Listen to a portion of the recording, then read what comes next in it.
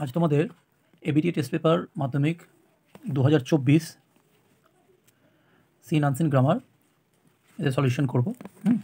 তো page number হচ্ছে 72 page দেখতে পাচ্ছি, পেজ নাম্বার 72।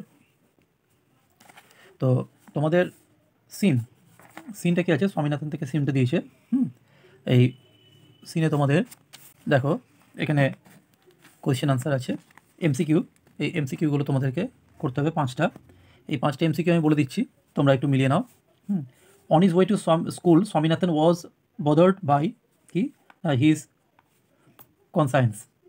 এবার দুইটা দেখো, Swami's head was dizzy with confusion, মানে ওর মাথাটা একদম পুরো মানে কি বলবো, কনফিউজ হয়ে গেছিলো।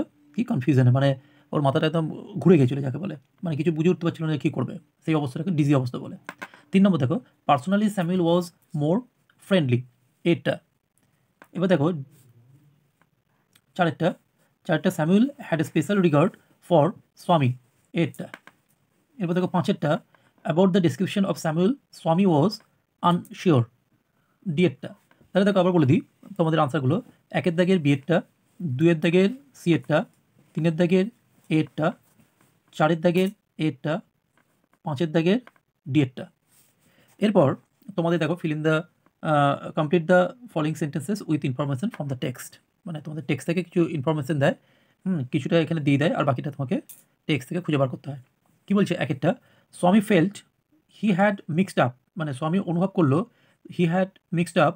দেখো এখানে আছে real and Unreal, real and Unreal, এটা দেখে না ভালো করে। মানে এখানে তোমরা লিখবে যে রিয়েল অ্যান্ড আনরিয়েল। আর 2টা দেখো, স্বামীজ কনসিয়েন্স বদার্ড হিম, মানে স্বামী যে এটা সচেতন বোধ সেটা তাকে মানে কী ভাবাচ্ছিল, সেটা ভাবাচ্ছিল he wasn't at all sure if his description of Samuel had been accurate. তাহলে এইখান থেকে এই হি থেকে এই অ্যাকুরেট পর্যন্ত করবে, ঠিক আছে। এরপর দেখো, স্বামী could not decide if Samuel, মানে স্বামী, এটা দেখো স্বামী could not decide if Samuel, মানে স্বামী ডিসাইড করতে পারছিল না, মানে স্যামুয়েল কি আছে, really deserve the allegations made against him in the letter, মানে যদি সত্যি তার প্রতি যে অ্যালিগেশন করা হয়েছে সেটা তার ডিজার্ভ করে কিনা, ঠিক আছে। এইখান থেকে এতটা ভালো করে দেখে নাও এটা। এরপর আমরা চলে আসবো স্টেটমেন্টে দেখো, স্টেটমেন্টটা হচ্ছে সিয়ের দেখে যে স্বামী stop on the road side, স্বামী রোড সাইডে দাঁড়িয়ে গেছিলো। কেন দাঁড়িয়েছিল? কারণ স্বামী দাঁড়িয়েছিল to make up his mind about Samuel, মানে এটা যদি আমি তোমাদেরকে এটা একটু লিখে দিই তাহলে এরকম হবে যে he could not make up his mind about Samuel, ঠিক আছে। এরপর দেখো 2-এর স্টেটমেন্টটা কী আছে, 2-এর স্টেটমেন্টটা তোমার দিয়েছে যে Swami's mind filled with sorrow, মানে স্বামীর মাইন্ড দুঃখে ভরে গেছিল। কেন দুঃখে ভরে গেছিল? কারণ এই পোর্শনটা হবে to recall Samuel's dark face, মানে যখনই স্যামুয়েলের ডার্ক ফেসটাকে মনে করলো তখনই তার দুঃখে ভরে গেল, ঠিক আছে। তাহলে এইখানটা লিখে দিই একটু তোমাদের, দেখো to recall Samuel's dark face, এটা 2-এর স্টেটমেন্টটা। এবার দেখো দ্য স্নেল থেকে দিয়েছে একটা কবিতা, এটার অপশনগুলো আমি বলছি। দ্য স্নেল সুইংস, মানে এর দাগের একের the snail swings into its house when it is, দেখো বিয়ের দাগের অপশনটা হবে স্লাইটলি টাচড। এবার 2-এটা দেখো, the snail is satisfied with its own treasure, সিয়ের দাগেরটা হবে, বিয়ের দাগেরটা নয় কিন্তু এটা কাটা, সিয়ের দাগেরটা ট্রেজার। 3-টা দ্য স্নেল ডাজ নট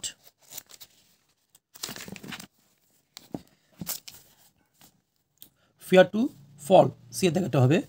এরপর 4-টা দেখো, the snail lives in his house with none, D এর জায়গাটা হবে। এরপর দেখো বলছে where does the snail stick to, মানে স্নেল কোথায় চিটে থাকে।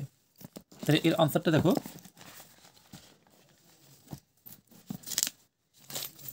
The snail sticks two glass or leaf or fruit or wall।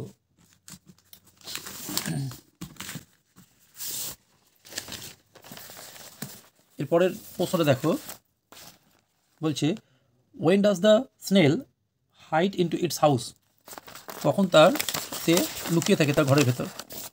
এটা দেখো আনসারটা 2 জায়গাটা, the snail hides into its house surely when danger imminent betides of storm or other harm betides of weather। এরপর তোমাদের চলে আসবো আনসিন। দেখো আনসিনটাতে কি দিয়েছে, আনসিনে তোমাদের কিছু ওইরকম টাইপের অপশান বেস দিয়েছে, সেটা আমি বলছি। World environment day is celebrated on, দেখো সি এর দেখে আনসারটা 5th জুন, দুয়েরটা the world environment day is an initiative of the, বিয়ে দেখাটা ইউনাইটেড নেশনস এনভায়রনমেন্ট প্রোগ্রাম। এরপর দেখো তিনেরটা for the first time in the world conference on the environment was held in, দেখো আনসারটা হবে বিয়ের দাগেরটা 1972। এরপর দেখো চারেরটা this conference was held in the city named, দেখো বিয়েরটা হবে স্টকহোম। পাঁচেরটা United Nations conference on the human environment gave birth to the, দেখো উত্তর হবে সিয়েরটা ওয়ার্ল্ড এনভায়রনমেন্ট ডে। এরপর চারেরটা the theme of beat plastic pollution was observe by India in, দেখো আনসার হবে তোমার 19, আনসার এটা হবে 2018। ঠিক আছে, ট্রু ফলসে আসবো বিয়ের দাগের এক একটা, the world environment day was observed after Stockholm conference, এটা true. The Stockholm conference has completed 25th year in 2022, এটা false. The theme of the world environment day for 2022 was air pollution, এটাও কিন্তু false হবে। তাহলে এবারে আমরা একে দাগের the world environment day was observed after Stockholm conference, এই একে দাগের জন্য আমরা দেখো সাপোর্টিং স্টেটমেন্ট ইন, এইখান থেকে in 1972 for the first time in the world a conference on the environment was held in Stockholm, এটা হচ্ছে তোমার স্টেটমেন্ট একে দাগের জন্য। এরপর দেখো the Stockholm conference has completed 25th year in 2022, এটা ফলস বলেছিলাম, এটা কেন ফলস দেখো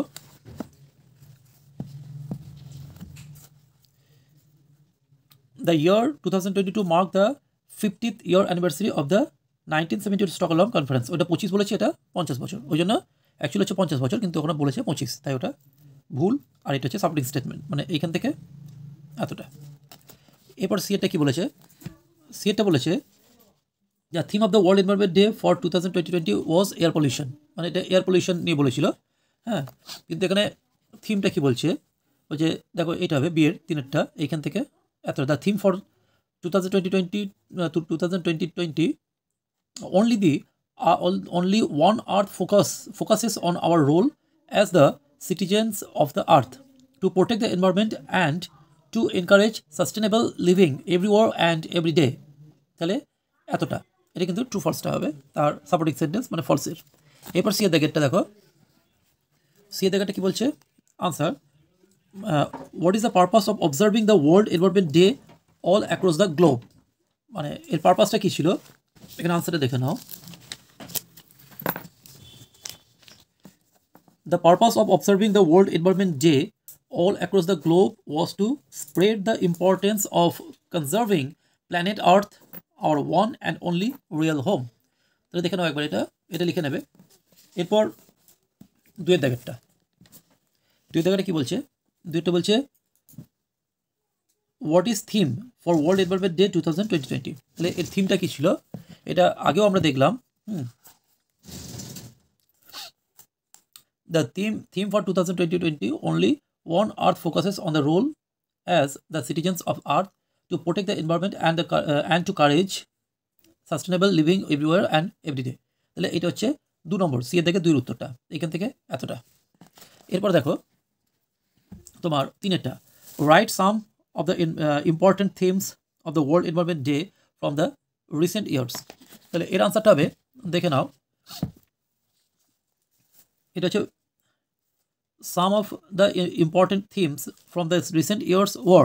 তাহলে এখান থেকে বিট প্লাস্টিক পলিউশন, এটা মানে ওইখানে একটা লাইন লিখে দিতে পারো, অথবা এইখান থেকে সরাসরি একদম এইখান পর্যন্ত।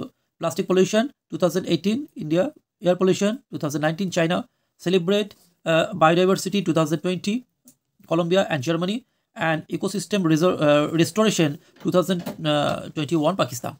ঠিক আছে, এটা 3-এর আনসারটা। এরপর তোমাদের 4 number, what has become imperative to talk about the environment. তাহলে এর 4-এর উত্তরটা হবে তোমার, it has become imperative to talk about climate change, pollution and its effects on our fragile ecosystem and to be able to live in a healthy environment as our basic human rights. তাহলে 4-এর দিকের আনসারটা এখান থেকে এতটা। Grammar পোর্শনে তোমার 4-এর দিকে দেখো, every citizen has a duty to maintain 2 + V0, তাহলে এখানে মেনটেনটা হবে to maintain cleanliness in their surroundings. Next Sunday we shall be carrying on a cleaning program in our area. All of us are interested to join this program. ঠিক আছে, এরপর দেখো do as directed, এখানে article and preposition, everyone of us is a member of an ordered and civilized society, so we all have a duty to other fellow citizens and the society to live in. তাহলে এখানে কি হচ্ছে, এখানে এ হচ্ছে, আর এখানে two হচ্ছে, আর এখানে in হচ্ছে, আর এখানে কি হবে, এই মেনটেনটা করবে, আর এখানে শ্যাল বি, আর এটা হবে আর ইন্টারেস্টেড। এরপর আমরা চলে আসবো বিয়ের দাগের গ্রামারে। গ্রামারটা দেখো, বিয়ের দাগের একটা, এটা কি দিয়েছে, ন্যারেশন করতে দিয়েছে। The teacher said to the students, why is everybody late today. তাহলে হবে the teacher, তাহলে সেট টু থাকলে কি হবে, টোল্ড, আচ্ছা কোয়েশ্চেন মার্ক আছে, তাহলে আস্কড হবে। the teacher asked the students, WH question আছে, তাহলে WH কোয়েশ্চেনে বসবে, যদি WH কোয়েশ্চেন না থাকতো তাহলে ইফ হতো, তাহলে ওয়াই, তাহলে এভরিবডি, যেহেতু WH কোয়েশ্চেন বসছে তার মানে এটা সাবঅর্ডিনেট ক্লজ হয়ে যাচ্ছে, তাহলে এভরিবডিটা সামনে চলে আসবে, আর এটা ভার্বটা পরে চলে যাবে, কারণ সাবঅর্ডিনেট ক্লজে কোনো কোয়েশ্চেন প্যাটার্ন হয় না। ওয়াই এভরিবডি ওয়াজ লেট, যেমন আছে সেরকম হবে, টুডেতে থাকলে দ্যাট ডে।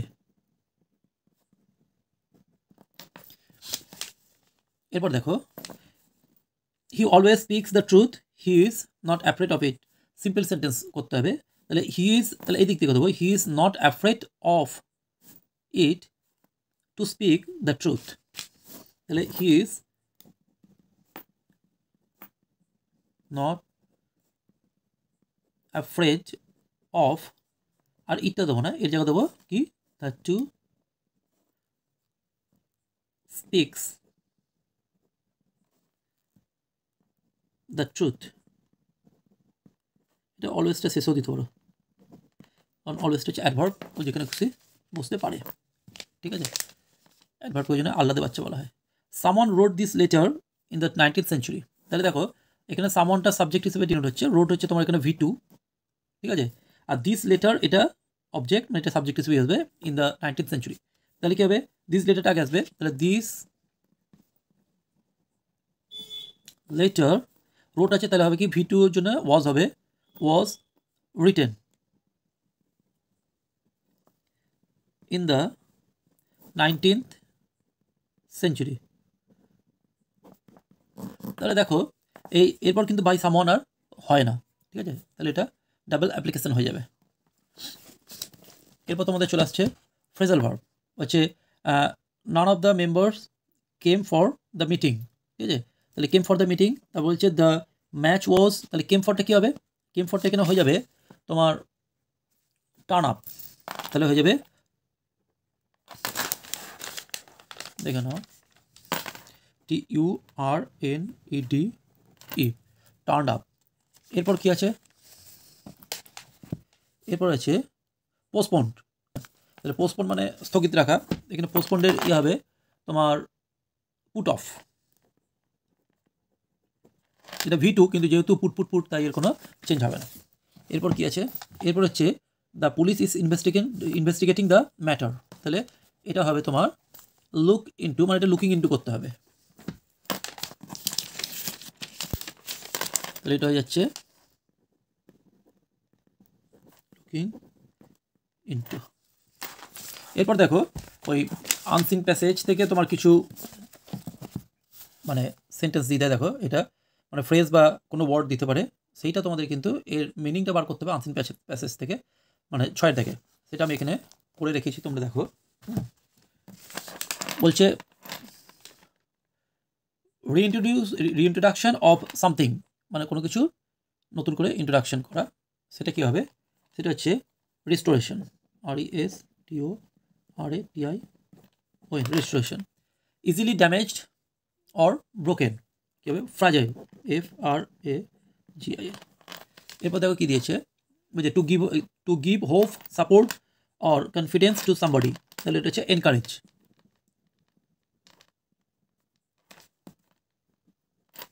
এনকারেজ, এটা ভালো করে লিখে দিই একটু, ESCOU, ঠিক আছে।